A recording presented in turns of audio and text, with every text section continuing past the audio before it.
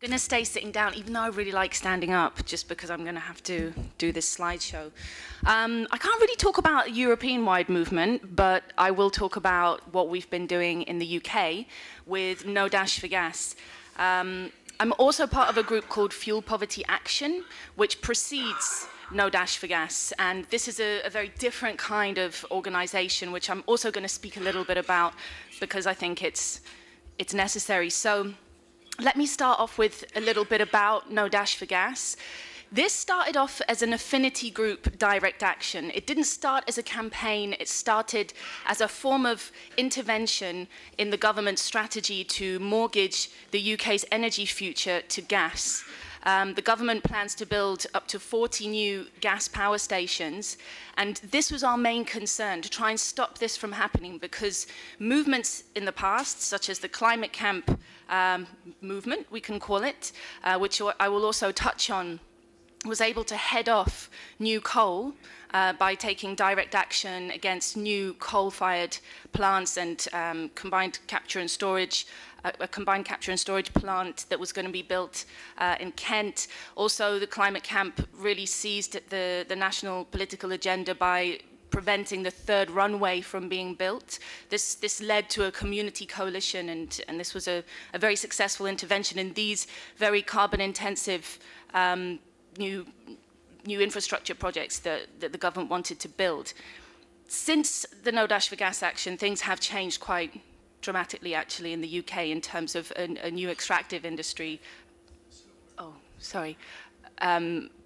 Being possible in our backyards, which wasn't the case when we took this action. So what we did, we targeted EDF, Electricité de France's West Burton gas power station.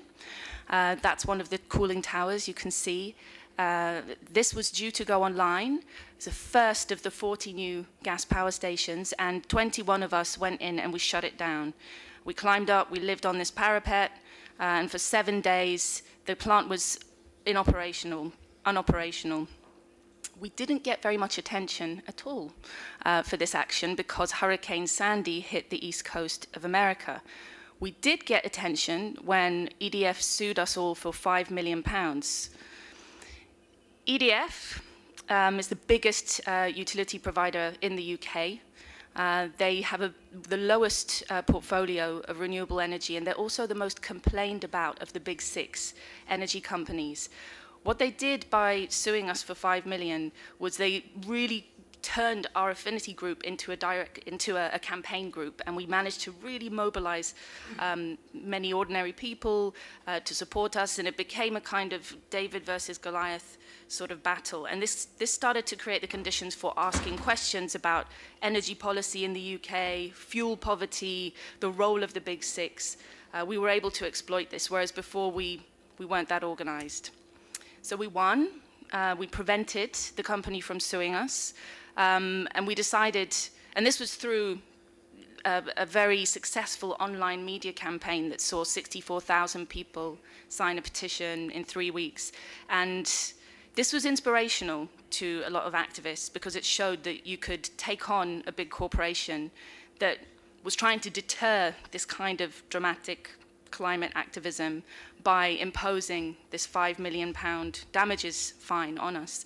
And it couldn't do that because public opinion was on our side. So this enabled us to have more confidence, and I would say the climate movement, which had been quite quiet in the UK, to have more confidence in taking more radical action. But we didn't want to replicate a kind of crack squad, 21 people up chimneys form of activism that's quite exclusive, that's quite elitist, that's quite secretive. We wanted to do something much more movement orientated. So we decided to hold an action camp back at EDF's West Burton gas power station as a symbol of the government's dash for gas, and bring thousands of people with us.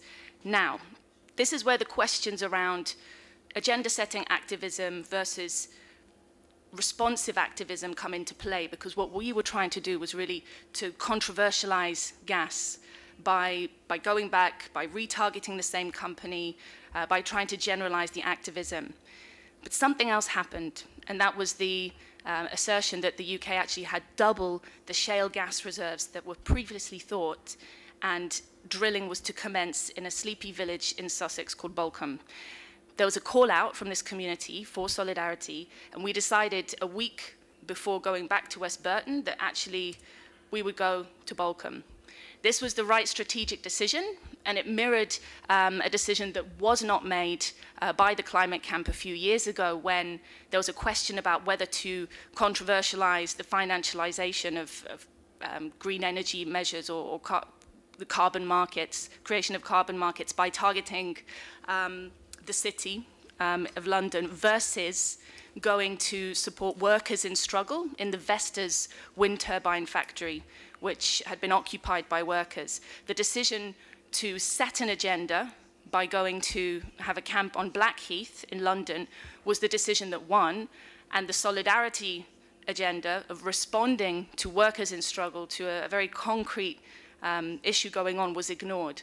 And this was seen as a real weakening of the movement, whereas this was seen as a real strengthening of it, because we were reacting to what was essentially a democracy issue, and it fitted really clearly with the Reclaim the Power agenda, which was to really try and generalize an understanding of the climate crisis being related to the social crisis, to the economic crisis, the thing that links them all together being a democracy crisis.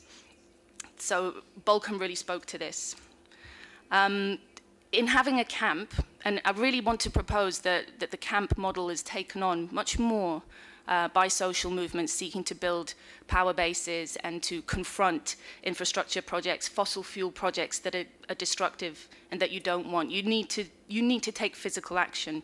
When we got to Bolcombe, Quadrilla, the company that was going to drill or had started drilling in Bolcombe, actually stopped for 6 days. They announced as soon as we took a site that we were going to hold for 6 days, they stopped.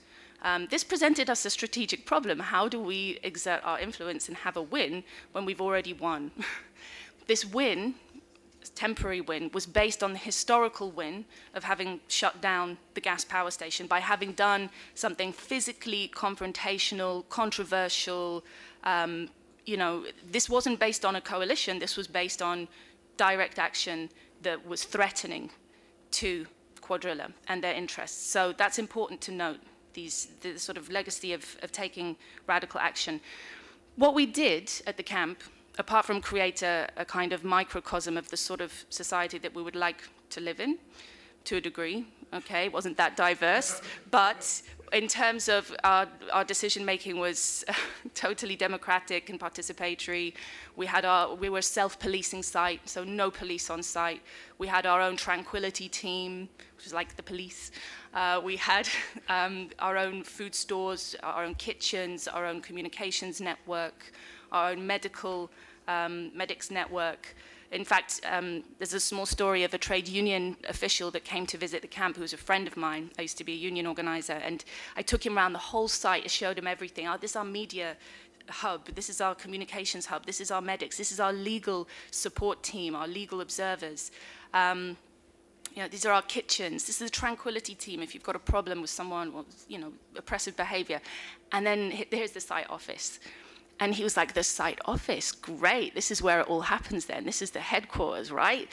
Pulled back the curtain, piles of toilet paper, potatoes, you know, sacks, plastic receptacles. I said, no, no, no, our site office, mate, is behind us. And I pointed to the big marquee, which was where our decisions were taken. And I think this is a metaphor for how we can use resources, that we, you know, they can be instrumentalized. Of course, it's all political, but the real power that we're talking about is how we approach and our relationship to the resources we have, which in the sense of our little utopia were kind of incidental, really, you know, just use value. But, so just quickly, I will show you this. Our intention for the camp was to train people up to take, thank you, disruptive direct action against Quadrilla, as well as support the people of Bolcombe. We were able to carry these two sometimes exclusive narratives together because we had been invited by the community. So every time we were called a renter mob or that you're just coming in to take action, we could say the community wants us. So we had an authenticity, we had a legitimacy. But this is just a little sheet which people were told to fill in so that they could be matched like a speed dating with people to take action with. So everyone who came to the camp had to take some kind of action. They didn't have to, but it definitely helped. This is where the coalition building comes into play. I didn't mention it before, but we had Occupy, UK Uncut. UK Uncut is a big anti-austerity network in the UK. We had the Greater London Pensioners, and we had Disabled People Against Cuts. Here, this guy in the hooded top who doesn't like having his photo taken, he organized the main blockade of the Quadrilla site. So it was led by a person from a community that is most affected by fuel poverty, that is most affected by rising energy prices. Again, the police were trying to provoke a confrontation, beating people up. We were very lucky that we had an MP on our side. This is important because you do need public officials, you do need politicians to take action, to take physically confronting action when the need arises, and it certainly did in this case, and it probably will do here in Greece as well, and maybe Greek MPs, maybe SYRIZA people are putting it into practice. So I'm focusing on this particular event because I think it was an attempt to really join the dots, to try and bring about political activism that didn't just focus on the climate, that made energy democracy a democracy issue, something that relates to how our country is run. And this was the clear message that came forward. And in fact, there was a Nottingham University study that found that following these protest events, there was actually a 10% drop in public support for fracking. Oops. Oh my. Oh dear. Okay. So what I'll say, there was an extra slide, but it was a kind of funny one. Actually, no, there was some. Okay, so I'm sorry I've kind of lost my two slides. But what I was going to say further was that at the center of the work that No Dash for Gas did with putting this camp together was about creating a coalition of existing political actors that we had an affinity with, so Disabled People Against Cuts, Greater London Pensioners, the Anti-Cuts, Anti-Austerity Tax Justice Network that is UK Uncut, and as well as the community groups. Now, the struggle will continue in the UK given that 64% of the country could be licensed for fracking operations. David Cameron has talked about making Blackpool in the northwest the center of fracking in the UK. There's been a 50% tax cut for fracking companies. The doors are open to frack the UK. The converse of this decentralized new extractive energy sector, potentially in the UK, is that there's a decentralized resistance and very community-based resistance to this. There are already 45 local groups that have set up, most of them through Facebook, actually. A very small number of activists who don't have that much experience, but have got a lot of information, primarily through a network called Frack Off, which is started in 2011 and has been providing most of the information for local community groups to undertake campaigns. But what we feel we need to do in the UK is to kind of replicate the Reclaim the Power politics and structure of going and supporting the local community groups to undertake their own confrontation, physical confrontation to the presence of drilling equipment, to the presence of these companies, because that is what can make a difference. So in terms of the possibilities for really democratizing and localizing resistance, actually fracking is going to sow the seeds of that. And in doing so, we're hoping that it doesn't happen at all, but we're also feeling that this is a chance for many experienced activist groups to make links with local communities and try and actually bring down our government and challenge capital. I mean, this is the really attractive thing. And when I'll say one quick thing about trade unions. I was a trade union organizer for many years, and there was always a huge disconnect between the sort of radical political activism and the union work. And actually EDF, I was part of that action. My union, Unite, has a recognition agreement with the company, so they're very close. So they were quite worried about this whole situation. And certainly the union motivation for coming to the camp, and we did have union activists come, it was on a personal relationship basis. There was also a basis of genuine fear of fracking and earthquakes, particularly from the rail workers union, because the site in Balkan was near a railway line.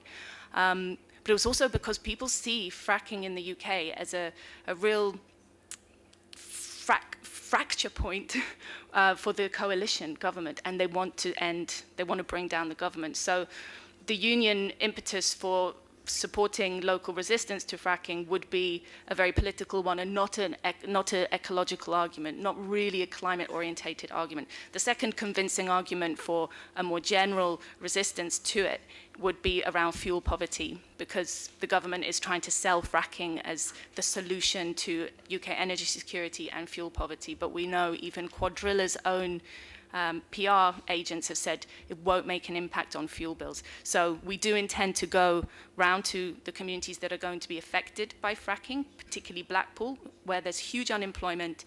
Employment is being promised, thousands of new jobs, and lower fuel bills. And we want to challenge this with the coalition of activists and groups that we've already put together.